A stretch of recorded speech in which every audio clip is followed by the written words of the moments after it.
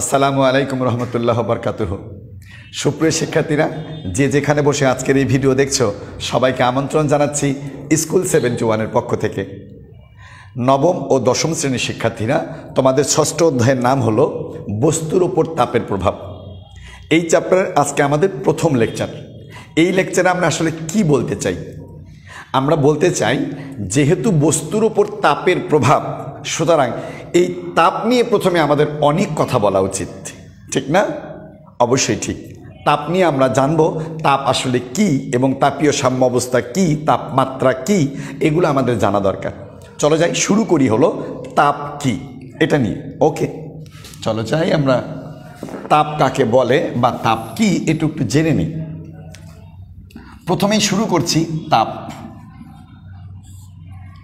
তাপ হলো এক প্রকারের শক্তি যা আমাদের ঠান্ডা বা গরমের অনুভূতি জন্মায়। এটাকে বলা হয় তাপ। আমরা কোনো জিনিসকে স্পর্শ করলে কখনো বা গরম অনুভব করি, আবার কোনো জিনিসকে স্পর্শ করলে সেটাকে ঠান্ডা অনুভব করি।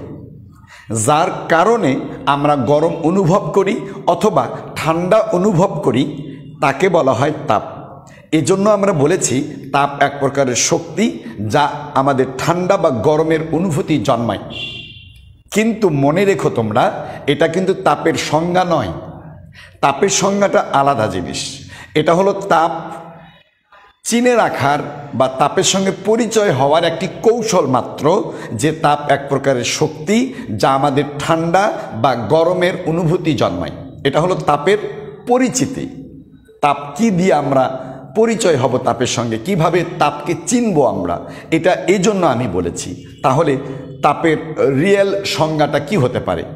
এইটা তো আচ্ছা, ঠিক আছে, চলো যাই সত্যি তাপের সংজ্ঞাটা জেনে নিই, যে তাপ আসলে কাকে বলে। যে আমার পিছিয়ে আমার তাপ এক প্রকারের শক্তি, এই কথা সত্য। তাপ এক প্রকার শক্তি। ওকে, আমরা লিখেছি তাপ এক প্রকারের শক্তি যা, এই যে তাপ এক প্রকারের শক্তি, এই শক্তি তাহলে কি করে? আমরা জানি শক্তির সৃষ্টি নাই, ধ্বংস নাই, শুধুমাত্র এক রূপ থেকে অপর এক বা একাধিক রূপে রূপান্তরিত হতে পারে। শক্তি সম্পর্কে এই কথাগুলো আমরা জানি। তো তাপও যেহেতু এক প্রকারের শক্তি, তাহলে তাপেরও কিছু কথা আছে। সেই কথাগুলো কি? যে তাপ এক প্রকারের শক্তি যা, তাপ এক প্রকারের শক্তি যা উচ্চ তাপমাত্রার বস্তু হতে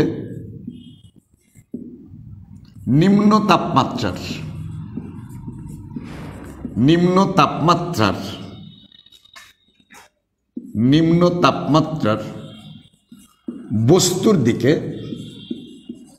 মানে আমি দিক বুঝাচ্ছি, উচ্চ তাপমাত্রার বস্তু হতে নিম্ন তাপমাত্রার বস্তুর দিকে তাপমাত্রার পার্থক্যের কারণে পরিবহন, পরিচলন ও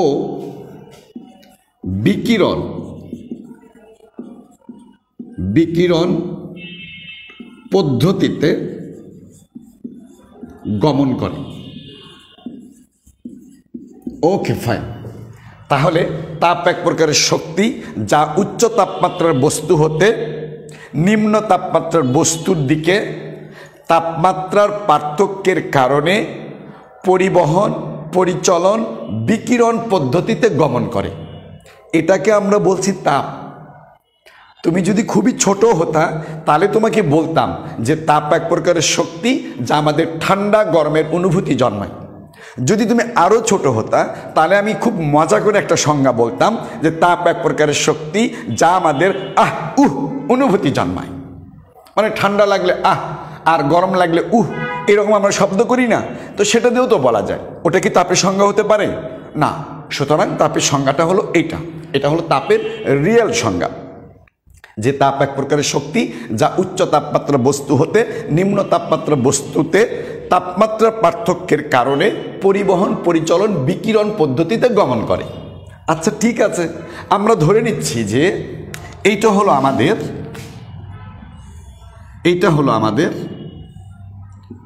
ধরো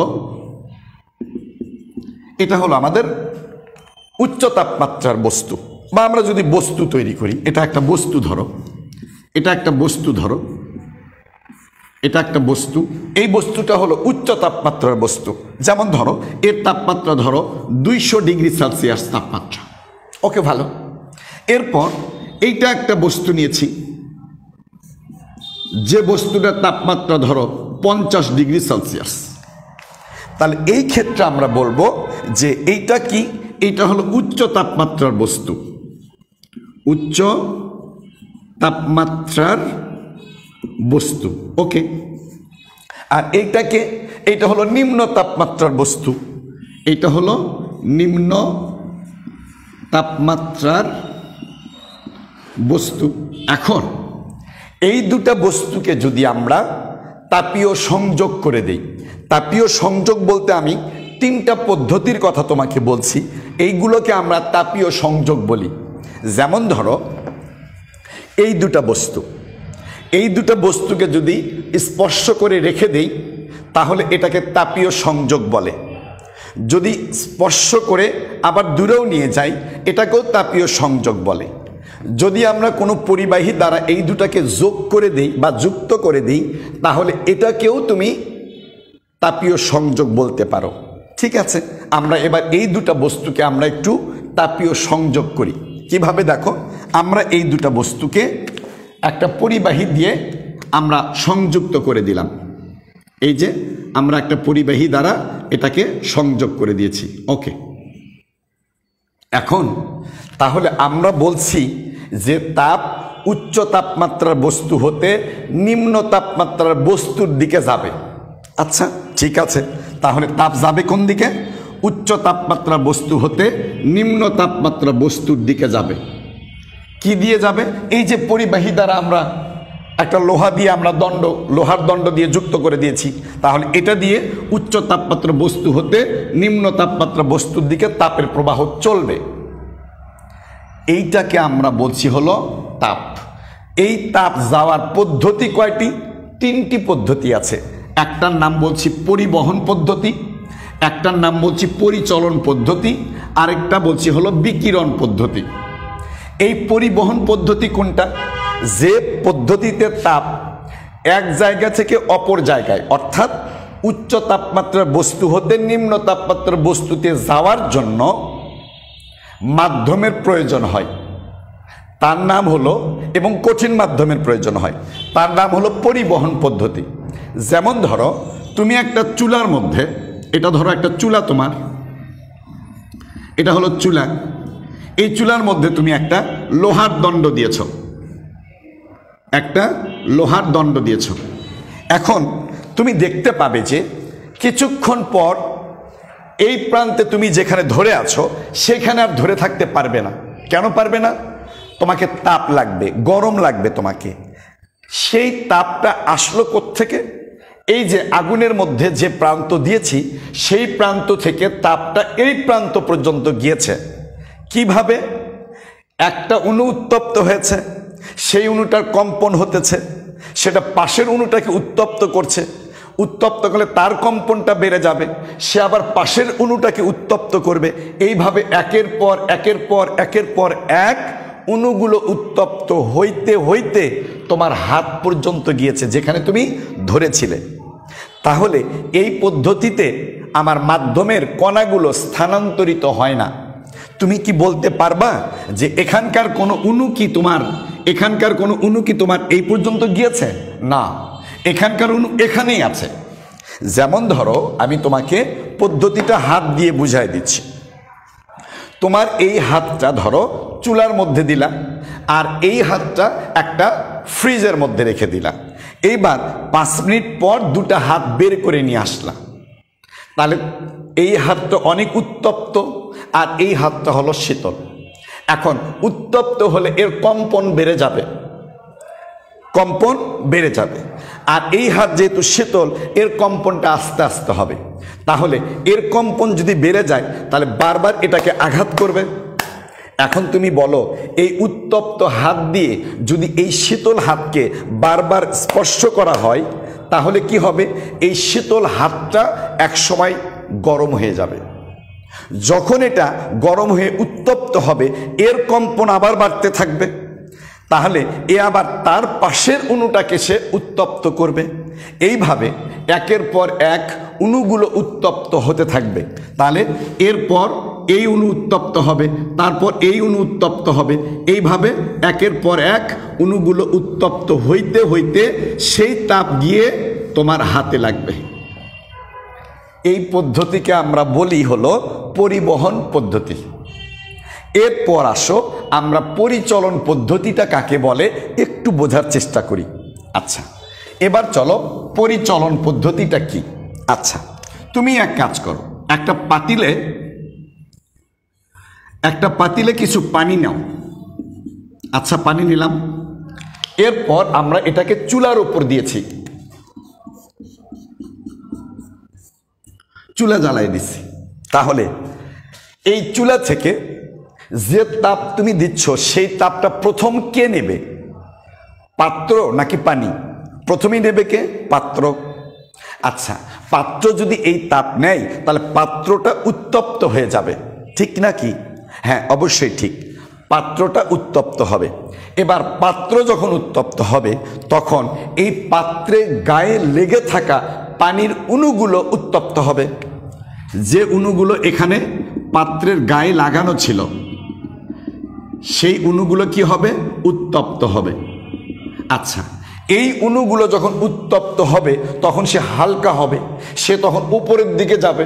আচ্ছা, তাহলে এই অণুগুলো কোথায় যাবে? উপরের দিকে যাবে, উপরের দিকে যাবে, উপরের দিকে যাবে, উপরের দিকে যাবে, উপরের দিকে যাবে। এইভাবে উপরে চলে গেল। উত্তপ্ত অণুগুলো যখন উপরে যাবে তখন ওই জায়গাটা কি ফাঁকা থাকবে নাকি পাশের অণুটা ওই জায়গায় গিয়ে বসবে?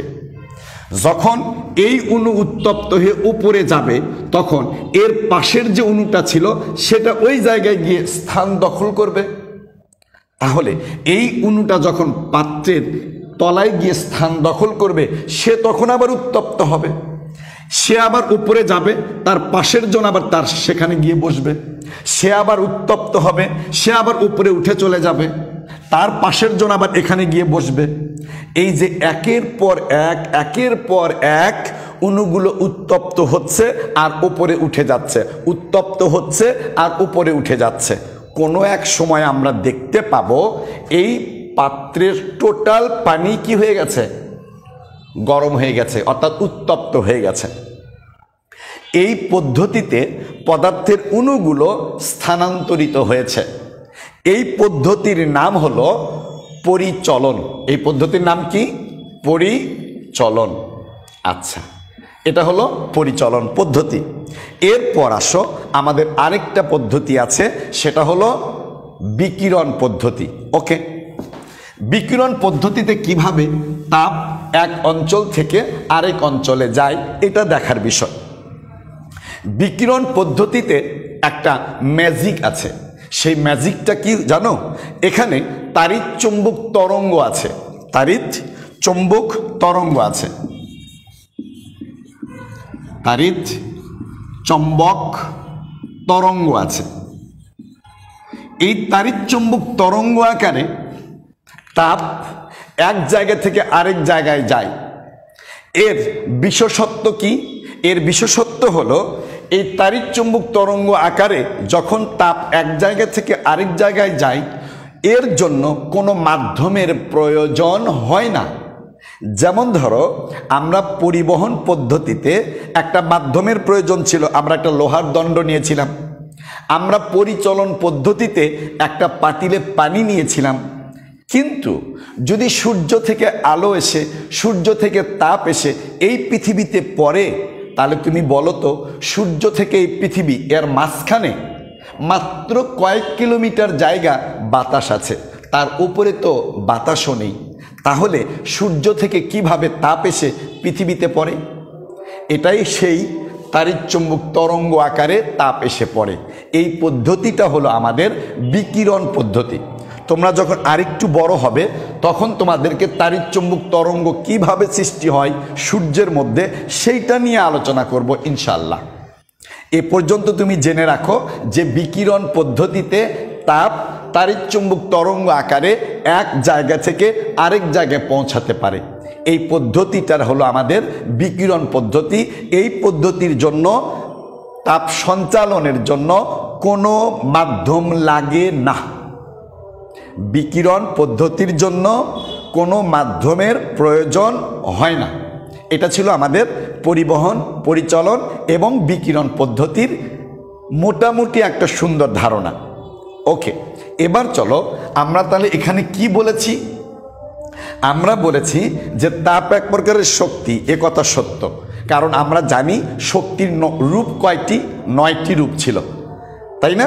ওই যে আমরা বলেছিলাম নিরাশ করেছ আমায় জাতাকলে ফেলে, 1 2বার নয় 20 বার বলি আলো দাও চুম্বকের মতো ভালোবাসি। এর মধ্যে শক্তির 9টা রূপ ছিল, তার মধ্যে একটা ছিল হলো তাপ শক্তি। সেই তাপ এক প্রকারের শক্তি যা উচ্চ তাপমাত্রার বস্তু হতে নিম্ন তাপমাত্রার বস্তুর দিকে কিভাবে যেতে পারে, পরিবহন, পরিচলন এবং বিকিরণ পদ্ধতিতে যেতে পারে। এই 3 পদ্ধতির যে কোনো এক পদ্ধতিতে যেতে পারে। এটা হলো তাপের রিয়েল সংজ্ঞা। এবং পরীক্ষায় যদি আসে পিচ্চিরা এই সংজ্ঞাটা লিখে দিও, স্যারেরা অনেক খুশি হবে এবং বুঝতে পারবে তুমি অনেক ভালো জানো। আমাদেরকে ভালো জানতে হবে না, আমাদেরকে অনেক ভালো জানতে হবে, আমাদেরকে অনেক বড় হতে হবে, তাই না? ওকে, ঠিক আছে। এবার চলো তাপ সঞ্চালনটা কাকে বলে একটু দেখে আসি। তাপ সঞ্চালন, ওকে, যদি আমি ইনডাইরেক্টভাবে বলি যে তাপ সঞ্চালনটা অলরেডি আমরা পড়ে ফেলেছি, তাহলে কিন্তু সেটা ভুল হবে না। দেখো তাপ সঞ্চালন আমি বলছি, তাপ সঞ্চালন। ওকে, তাপ সঞ্চালনের মধ্যে আমরা কি দেখব বা কি পড়ব? আসলে তাপ এক প্রকারের শক্তি যা আমাদের ঠান্ডা গরমের অনুভূতি জন্মায়, এটাও সত্য। এই তাপ কি করে? এই তাপ উষ্ণতম অঞ্চল থেকে শীতলতম অঞ্চলের দিকে যাত্রা করে। কয়টা পদ্ধতিতে যায়? পরিবহন, পরিচলন, বিকিরণ পদ্ধতিতে যায়। আসলে এটাকেই বলা হয় তাপ সঞ্চালন। আমরা পড়িনি এটা? অবশ্যই পড়েছি। তাহলে আমরা কি কি লিখব?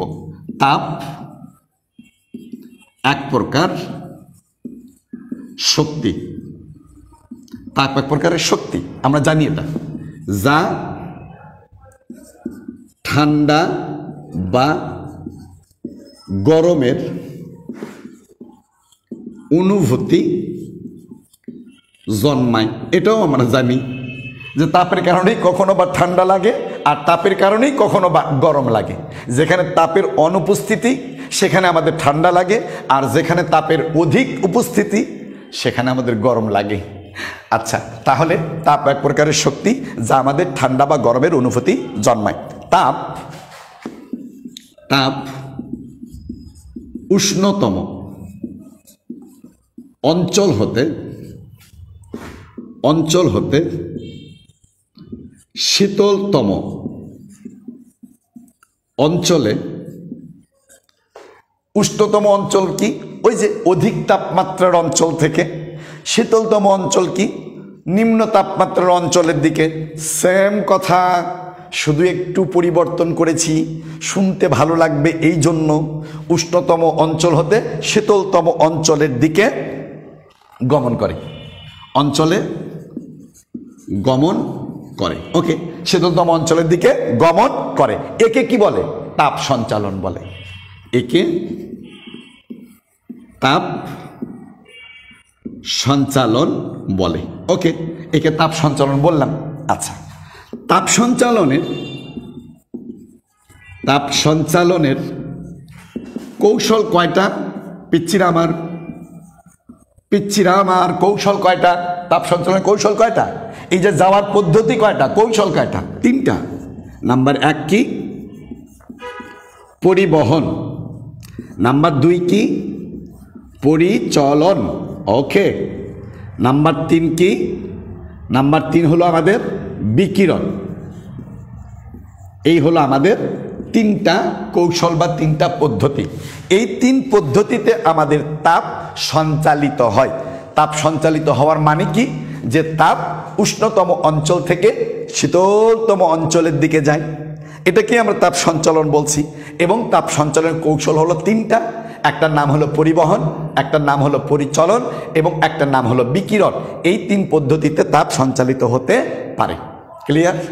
ওকে, এবার চলো যাই, আমরা শুরু করব হলো তাপের এককটা কি, তাই তো?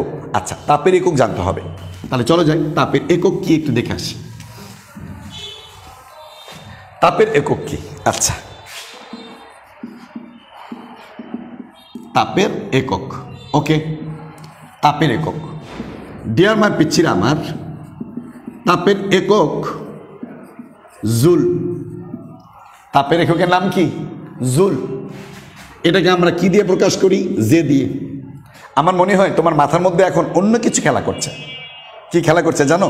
হ্যাঁ, কাজের এককের নাম জুল ছিল, শক্তির এককের নাম জুল ছিল, এখন আবার আমি বলছি তাপের এককের নাম জুল। আরে দুষ্টরা, কাজ বলি, শক্তি বলি, তাপ বলি, সবই তো শক্তি। মোট কাজ দ্বারা কি পরিমাপ করো? শক্তি। শক্তি কাকে বলে? কাজের মোট পরিমাণ। তাপ এক প্রকারের কি? শক্তি। তাহলে সবই যদি শক্তি হয়, তাহলে আমার এককের নাম জুল বললে কোনো problem? No problem, no problem. তাপের এককের নাম কি? জুল। তাপের এককের নাম হলো জুল। আচ্ছা শোনো, একটা গোপন কথা বলি। তাপের আগেকার দিনে আরেকটা সংজ্ঞা ছিল, আরেকটা এককের নাম ছিল। সেটা কি জানো? তাপের পুরাতন একটা একক আছে, সেই এককের নাম হলো ক্যালোরি। সেই এককের নাম কি? ক্যালোরি। তাপের পূর্বে এককের নাম কি ছিল? পূর্বে তাপের এককের নাম ছিল হলো ক্যালোরি। ওকে, লিখে ফেলি। তাপের পূর্বের একক ছিল, পূর্বের একক হলো ক্যালোরি। এটাকে আমরা CAL দিয়ে লিখি, ক্যালোরি, সংক্ষেপে লিখি CAL, ক্যালোরি। আচ্ছা, তাহলে এই যে ক্যালোরি, তাহলে কেন আধুনিক কালে আমরা বলছি জুল আর পূর্বের মানুষ বলতো ক্যালোরি? এই দুইটার মধ্যে পার্থক্যটা কি? যদি কোনো পার্থক্য না থাকতো তাহলে তো আমরা একটাই ডাকতাম। কেন বা এটার প্রয়োজন? কেন বা পার্থক্য? কতটুকু পার্থক্য? এটা মোস্ট ইম্পর্টেন্ট একটি ছোট্ট অবজেক্টিভ এটা, অথবা মোস্ট ইম্পর্টেন্ট একটি জ্ঞানমূলক প্রশ্ন। 1 ক্যালোরি সমান কত জুল, অথবা 1 জুল সমান কত ক্যালোরি, দুটার যে কোনো একটা তুমি পেয়ে যাবে যে কোনো পরীক্ষায়। প্রস্তুত থেকো। ওকে, আচ্ছা এসো। আসলে 1 ক্যালোরি সমান 1 ক্যালোরি সমান আসলে 4.2 জুল। 4.2 joule, 4.2 joule. তার মানে আমি তোমাকে বলতে চাই, তুমি এখান থেকে বিশ্লেষণটা করতে পারবো কিভাবে, যে আসলে তাপের যে এককের নাম ক্যালোরি ছিল সেটা আসলে বড় একটা একক ছিল, আর এখনকার যে জুল বলছি আমরা, এটা একটা ছোট্ট একক। আর আমরা ফিজিক্সে সবসময় ক্ষুদ্র একক দ্বারা সঠিক পরিমাপ করে থাকি, সেজন্য এখন একটা ছোট্ট একক তৈরি করেছি, তার নাম হলো জুল। আগেকার যে ক্যালোরি ছিল সেটা একটু বড় ছিল, বড়। যদি যেমন ধরো যে 1 কেজি মানে 1000 গ্রাম, যদি এটা দিয়েই সব কিছু করা যেত, তাহলে তুমি 500 গ্রাম কেন তৈরি করলা, 250 গ্রাম কেন তৈরি করলা, 100 গ্রাম কেন তৈরি করলা, 50 গ্রাম কেন তৈরি করলা, 25 গ্রাম কেন তৈরি করলা, 10 গ্রাম কেন তৈরি করলা? ছোট ছোট পাথর আছে না? আছে। তার মানে ওগুলো আমাদের দরকার। সঠিকভাবে সঠিক পরিমাণ নির্ণয় করার জন্য আমাদের এই ছোট এককগুলো লাগবে। এই প্রয়োজনীয়তা থেকেই আসলে আমরা ইদানিং বা বর্তমানে আমরা তাপের এককের নাম বলছি জুল, যা 1 ক্যালোরির সমান হলো 4.2 জুলের সমান। 4.2 জুলের সমান। একটা ছোট্ট অঙ্ক করি, দেখো কি হয় ব্যাপারটা। আমি বলছি যে 4.2 জুল সমান 1 ক্যালোরি। আমি কি ভুল লিখেছি? না, শুধু একটু চেঞ্জ করে লিখেছি। 4.2 জুল সমান 1 ক্যালোরি তো, কারণ আমি একটু আগে বলেছিলাম 1 ক্যালোরি সমান 4.2 জুল। আমরা এটাকে বললাম 4.2 জুল সমান 1 ক্যালোরি। আচ্ছা ঠিক আছে, তাহলে এবার তুমি আমাকে বলো যে তোমাকে আমি বললাম যে 1 জুল সমান কত, ঠিক কিনা? একটা প্রশ্ন করতেই পারি যে 4.2 জুল সমান যদি 1 ক্যালোরি হয়, তাহলে 1 জুল সমান কত ক্যালোরি? 1 divided by 4.2 calorie. তার মানে এটাকে যদি তুমি ক্যালকুলেটরে বসায় দাও তাহলে একটা মান পাবে তুমি, সেই মানটা কত হবে 0.238 ক্যালোরি, এরকম একটা পাবে 238 ক্যালোরি। তার মানে 1 জুল সমান 0.238 ক্যালোরি। এটা অসংখ্য বার তোমার সামনে পরীক্ষার মধ্যে আসবে। এটা সবাই জানে, এটা তো সবাই জানে তাই না, যে 1 ক্যালোরি সমান 4.2 জুল। আমি প্রশ্ন কি করেছি, 1 জুল সমান কত ক্যালোরি প্রশ্ন করেছি। কেউ হয়তো ভাবেইনি এটা কিভাবে আসছে, অথচ অনেক সোজা না, একদম ছোট্ট একটা অঙ্ক দ্বারা আমি বলে দিয়েছি 1 জুল সমান 0.238 ক্যালোরি। এটা কেউ জানবে না, তুমি জানো তাই তো? আচ্ছা ঠিক আছে, তাহলে এটা মনে রাখতে বলছি, একটা আর হলো এই একটা, এই দুটা জিনিস তুমি মনে রাখো যে 1 ক্যালোরি সমান 4.2 জুল আর 1 জুল সমান 0.238 ক্যালোরি।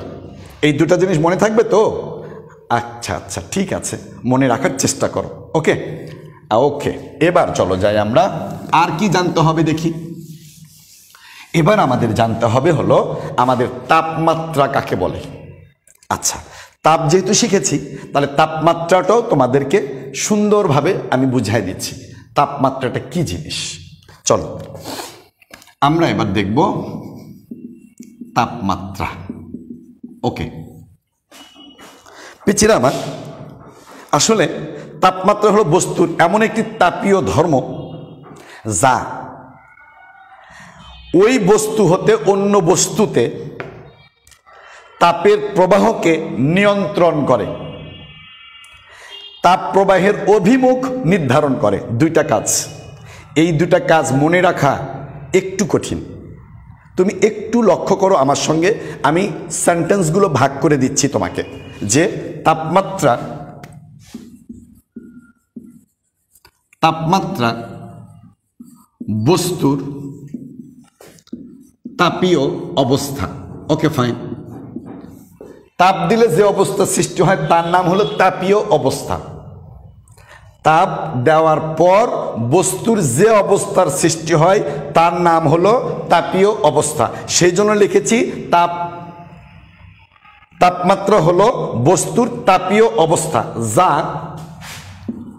যা কি করবে, সেটা ওই বস্তু হতে যে বস্তু নিয়ে এখন কথা বলছি আমরা, ওই বস্তু হতে অন্য বস্তুতে তাপের প্রবাহকে কি করবে? দুইটা জিনিস করবে। এক, তাপের প্রবাহকে নিয়ন্ত্রণ করবে। কি করবে? নিয়ন্ত্রণ। তাপের প্রবাহ নিয়ন্ত্রণ করে। ওকে, নিয়ন্ত্রণ মানে তো বোঝো, আমি তোমাকে নিয়ন্ত্রণ করি, তার মানে তুমি ইচ্ছা মতো সব কিছু করতে পারো না। আমি তোমাকে কন্ট্রোল করি, নিয়ন্ত্রণ করি, যে তুমি এখন ভাত খাও, তুমি এখন গোসল করো, তুমি এখন খেলতে যেতে পারবা না, তুমি এখন পড়তে বসো। এটা কি হয়? এটা হলো আমি তোমাকে নিয়ন্ত্রণ করি, আমি তোমাকে কন্ট্রোল করি। তাহলে ওই বস্তু হতে অন্য বস্তুতে তাপের প্রবাহকে কি করে? নিয়ন্ত্রণ করে। এবং তাপ প্রবাহের অভিমুখ বলতে আমি যদি বুঝাই তাহলে বলবো যে অভিমুখ বলতে তাপ তো কোনো না কোনো দিকে যাবে, তাই তো? ধরো এইটা একটা বস্তু আর এইটা একটা বস্তু, এখন তাপ হয় এই বস্তু থেকে এই বস্তুতে যাবে, অথবা তাপ এই বস্তু থেকে এই বস্তুতে আসবে। আমরা জানি না কোন দিকে যাবে। তাহলে এই তাপমাত্রা আমাকে বলে দেবে যে কোন বস্তু থেকে তাপ কোন বস্তুর দিকে যাবে। এই দিকটাকে আমরা বলছি হলো অভিমুখ। তাহলে কি করে?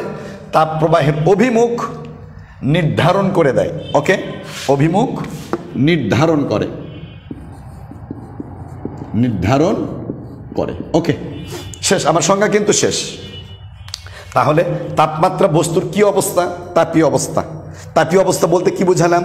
তাপ দেওয়ার পর বস্তুর যে অবস্থা সৃষ্টি হয় তার নাম হলো তাপীয় অবস্থা। তাহলে তাপমাত্রা হলো বস্তুর তাপীয় অবস্থা, যা ওই বস্তু হতে অন্য বস্তুতে তাপের প্রবাহকে কি করে? নিয়ন্ত্রণ করে। কন্ট্রোল করে। এতটুকু যাওয়ার পর তুমি আর যেতে পারবা না, বা এতটুকু গিয়েছো আরও এতটুকু যেতে পারবা, এরপরে আর যেতে পারবা না। এটাকে নিয়ন্ত্রণ করা বলে, এটাকে কন্ট্রোল করা বলে। তাহলে নিয়ন্ত্রণ করে এবং তাপ প্রবাহের অভিমুখ নির্ধারণ করে। অভিমুখ বলতে তাপ এ বস্তু থেকে বি বস্তুতে যাবে নাকি তাপ বি বস্তু থেকে এ বস্তুতে আসবে, এটা হলো অভিমুখ। কোন দিকে যাবে, এ বস্তু থেকে বি বস্তুতে যাবে নাকি বি বস্তু থেকে এ বস্তুতে আসবে, এটা হলো অভিমুখ। তাহলে তাপ দুইটা কাজ করে মাত্র, তাপমাত্রা দুইটা কাজ করে মাত্র। এক, দেখো ওই বস্তু হতে অন্য বস্তুতে তাপের প্রবাহ নিয়ন্ত্রণ করে। তাপের প্রবাহ কি করে? নিয়ন্ত্রণ। যদি সংক্ষেপে মনে রাখতে চাও তাহলে তাপমাত্রা কি করে? প্রবাহ নিয়ন্ত্রণ করে। তাপের প্রবাহ নিয়ন্ত্রণ করে। দুই নাম্বার কি করে? অভিমুখ নির্ধারণ করে। শেষ। তাহলে তাপমাত্রাটা কি? তাপমাত্রা হলো বস্তুর তাপীয় অবস্থা যা তাপের প্রবাহকে নিয়ন্ত্রণ করে, কন্ট্রোল করে। আরেকটা কি করে? তাপের অভিমুখ নির্ধারণ করে দেয়, সেটা কোন দিকে যাবে।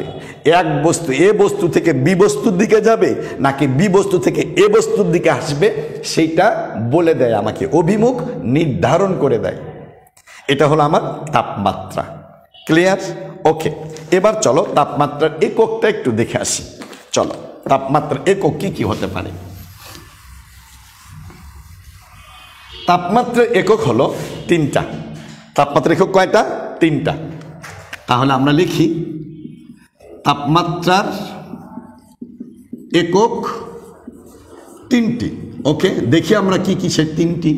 নাম্বার এক, সিজিএস পদ্ধতিতে তাপমাত্রার একক, তাপমাত্রার একক ডিগ্রি সেলসিয়াস, এটাকে বলা হয় ডিগ্রি সেলসিয়াস। ওকে, দুই নাম্বার লিখব এমকেএস পদ্ধতিতে তাপমাত্রার একক হলো কেলভিন। তিন নাম্বার হলো এফপিএস পদ্ধতিতে তাপমাত্রার এককের নাম ডিগ্রি ফারেনহাইট। শেষ। তাহলে তাপমাত্রার একক কয়টা? তিনটা। একটা হলো ডিগ্রি সেলসিয়াস, একটা হলো কেলভিন, আর একটা হলো ডিগ্রি ফারেনহাইট। আমরা জানি আমাদের পদ্ধতি আছে তিনটা, সিজিএস পদ্ধতি, এমকেএস পদ্ধতি এবং এফপিএস পদ্ধতি। এই তিন পদ্ধতিতে আমরা তাপমাত্রার একক পেয়েছি তিনটা। সিজিএস পদ্ধতিতে তাপমাত্রার একক ছিল কি? আমাদের ডিগ্রি সেলসিয়াস। এমকেএস পদ্ধতিতে তাপমাত্রার এককের নাম কি ছিল? কেলভিন। এবং এফপিএস পদ্ধতিতে তাপমাত্রার এককের নাম হলো ডিগ্রি ফারেনহাইট। এইটা ছিল আমাদের তিনটা পদ্ধতি। ওকে ডিয়ার মাই পিচির আমার, এবার চলো তাপীয় সাম্যাবস্থাটা কি, তাপীয় সাম্য অবস্থা কি এটা একটু জেনে নেই আমরা। ওকে, তাপীয় সাম্য অবস্থা থেকে আমরা আরও কিছু জিনিস জানব, তবে আমার মনে হয় সেটা নেক্সট ক্লাসে। তাপীয় সাম্য অবস্থার সাথে আমাদের গুরুত্বপূর্ণ একটি টপিকস আছে যার নাম হলো স্কেল। এবং এখানে এত গভীরভাবে তোমাকে বুঝতে হবে যে তোমার স্কেলটা আজকে যদি শুরু হয়, তুমি যদি ক্লাস 9-এ পড়ো বা ক্লাস 10-এ পড়ো, তাহলে তুমি জেনে রাখো যে Celsius scale, Fahrenheit scale, Romer scale, Rankine scale, Fahrenheit scale, এই 5টা স্কেল তোমার এত বেশি প্রয়োজন যে এসএসসি এবং ইন্টারে টোটালটা তোমাকে জানতে হবে। এই জন্য গভীরভাবে আলোচনা করার জন্য আগামী ক্লাসটা তোমাকে অবশ্যই করা উচিত। সেজন্য স্কুল 71কে সাবস্ক্রাইব করে রাখো, বেল বাটনে ক্লিক করো যেন আমাদের প্রত্যেকটা ভিডিও তোমার কাছে আগে যায়। এই প্রত্যাশাই রেখে আজকের মতো বিদায় নিচ্ছি। আল্লাহ হাফেজ।